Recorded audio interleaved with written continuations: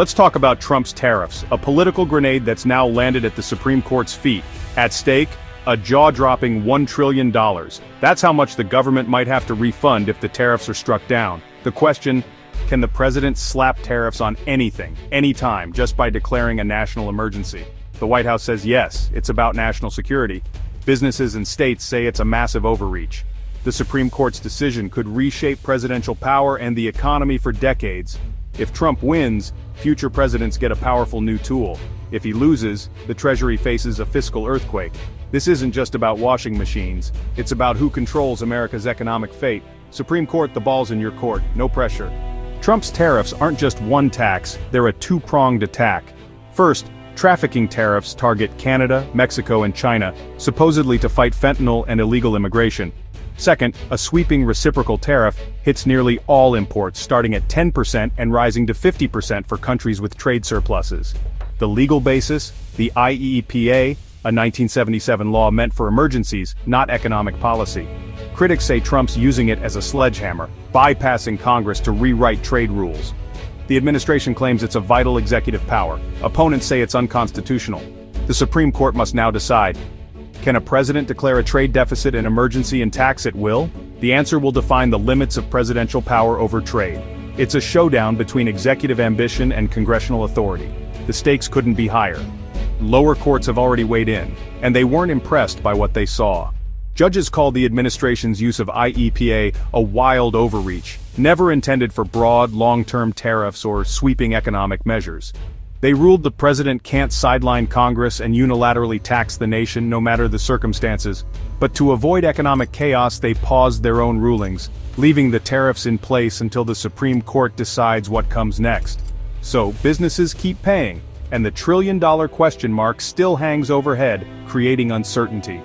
The lower courts set the stage, strong consensus that the president went too far with these actions. But only the Supreme Court can deliver the final verdict that truly matters. Will they defend Congress's power, or expand the president's reach even further? The answer will echo through every future trade fight, shaping the rules for years to come. The Supreme Court's ruling could send shockwaves through the economy and the presidency, with consequences that reach far beyond the courtroom. This decision isn't just about legal technicalities, it's about the very foundation of how America governs itself, and who holds the power to shape its future. If the tariffs are struck down, the government may owe a $1 trillion refund to American companies, a fiscal disaster for Washington, but a windfall for business. The sudden injection of cash could spark a wave of investment, hiring, and expansion across the private sector, but it would also leave the federal budget in chaos, forcing lawmakers to scramble for solutions. Killing the tariffs would lower prices for everyday Americans, ease inflation at the checkout line, and give a much-needed boost to GDP. But the flip side is a massive hole in government finances, threatening funding for vital programs and services that millions rely on. If the court sides with Trump, it hands presidents the power to impose massive taxes by simply declaring an emergency. This would set a precedent, allowing future presidents to bypass Congress and unilaterally reshape the nation's economic landscape. That would upend the balance of power, letting any president reshape trade policy on a whim. The system of checks and balances that has defined American democracy for centuries would be tested like never before. Imagine tariffs imposed over climate change, health, or any issue a president calls an emergency. The definition of emergency could expand, opening the door to sweeping executive actions on issues far beyond trade. Trade policy would become unpredictable, businesses would face constant uncertainty, and global partners would be on edge. International relationships could fray, and companies might hesitate to invest, unsure of what tomorrow will bring. The court isn't just ruling on tariffs, it's deciding the future of presidential power. The outcome will define the limits of executive authority for decades to come, shaping how America responds to crises and challenges. Will America's economic fate rest with Congress, or with one person in the Oval Office? The answer will determine not just who makes the rules, but how those rules are made, and who gets to benefit. The consequences will be felt for generations, shaping the lives of families, workers, and future leaders. This is more than a legal battle. It's a question of what kind of country America will be. This is a turning point. The decision made here will echo through history, setting the course for America's future. These tariffs aren't just numbers on a spreadsheet, they hit your wallet. When tariffs go up, so do prices on everything from furniture to groceries. Businesses pass the cost to consumers, shrinking paychecks and forcing tough choices. Small companies are squeezed hardest, facing higher costs and tighter margins. The tariffs have fueled inflation, disrupted supply chains, and forced companies to scramble for alternatives. Shifting production isn't easy or cheap. Bottlenecks and shortages follow. The government touts tariff revenue, but it's American importers and consumers footing the bill. It's less China pays and more Main Street pays Washington. The result? Higher prices, economic uncertainty, and a global supply chain in chaos. The intended protection has often made it harder for American companies to compete. Even with a Supreme Court loss looming, the administration isn't out of moves. They have a powerful backup plan. Section 232 of the Trade Expansion Act, a decades-old law that gives the president sweeping authority over trade policy in the name of national security. This law allows the president to impose tariffs on any imports considered a threat to national security.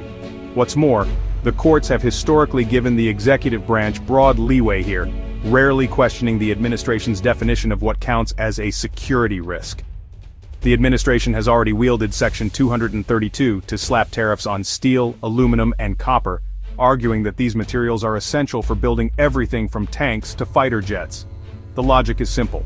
If the U.S. can't produce these materials domestically, its military readiness could be compromised. Now, the net is widening. Investigations are underway into timber, semiconductors, pharmaceuticals, trucks, and a growing list of other industries. Each is being scrutinized for its potential role in national defense, supply chain resilience, or critical infrastructure. The definition of national security is expanding. Need timber for military barracks? That's a security issue. Shortage of pharmaceuticals? Also a security concern. The administration is making the case that almost any product can be vital to the nation's safety. If the IEEPA tariffs are struck down by the courts, Section 232 tariffs could quickly take their place, keeping trade barriers high and reshaping global supply chains. It's a legal game of whack-a-mole. Block one path and another opens up. The administration is determined to keep its protectionist agenda alive, no matter how the legal landscape shifts. In fact, officials are now crowdsourcing ideas for new targets, inviting industry groups and the public to suggest which imports should be investigated next. This signals a long-term strategic commitment to using trade policy as a tool for national security. The Supreme Court's decision will certainly shape the future of tariffs, but it may not be the final word. The administration's legal and political maneuvering ensures the debate is far from settled. The tariff train isn't stopping, it's just switching tracks, adapting to new legal realities, and finding fresh ways to keep moving forward. The legal battle over tariffs is far from over. As long as national security remains a flexible concept, the fight over trade policy will continue to evolve. America's tariff war isn't just a domestic drama, it's shaking the world, especially India. As the world's largest democracy and a rapidly growing economy, India finds itself at the epicenter of global trade tensions. The ripple effects of U.S. policy decisions are felt far beyond American borders, and nowhere is this more evident than in the bustling ports and factories of India. As a major trading partner, India's exports have been hit hard by both IEEPA and Section 232 tariffs. These measures have led to increased scrutiny at customs, delays in shipments, and mounting costs for Indian exporters. The uncertainty has forced many businesses to rethink their strategies, and some are even considering shifting their focus to other markets. Steel, aluminum, and now pharmaceuticals are all in the crosshairs, threatening key Indian industries. These sectors are not just economic engines, they provide millions of jobs and are vital to India's growth story. The pressure is mounting as companies struggle to adapt to new regulations and unpredictable trade barriers. Unlike the UK, which negotiated lower tariffs, India faces tough terms and little flexibility. While some countries have managed to secure exemptions or favorable deals, India's attempts at negotiation have largely been met with resistance. This has left Indian officials frustrated and searching for alternative solutions to protect their industries. The message, comply with U.S. demands or pay the price, rings loud and clear. For Indian exporters, the stakes are high, and the choices are limited. Many feel caught between the need to maintain access to the lucrative American market and the desire to assert their own economic independence. The Supreme Court's ruling will signal whether America sticks with unpredictable unilateral trade or returns to stable rules-based policy. The outcome could reshape not just US-India relations, but the entire global trading system. Businesses, governments, and workers around the world are watching closely, hoping for clarity and stability. But with Plan B in motion, India and others expect more turbulence, no matter the verdict. Many countries are already preparing for a future where trade is more fragmented and alliances shift rapidly. The uncertainty is driving new strategies and partnerships across the globe. The future of global trade may hinge less on one court case and more on America's appetite for confrontation. As nations gather at summits and negotiate behind closed doors, the world wonders if cooperation or conflict will define the next era of commerce. For India, the stakes are existential. Its economic future is on the line. The livelihoods of millions, the stability of entire industries, and the nation's role in the global economy all hang in the balance. Every decision made in Washington reverberates through the streets and factories of India. The world is watching and waiting for America's next move. In this high-stakes game, every action counts and the consequences will be felt for years to come.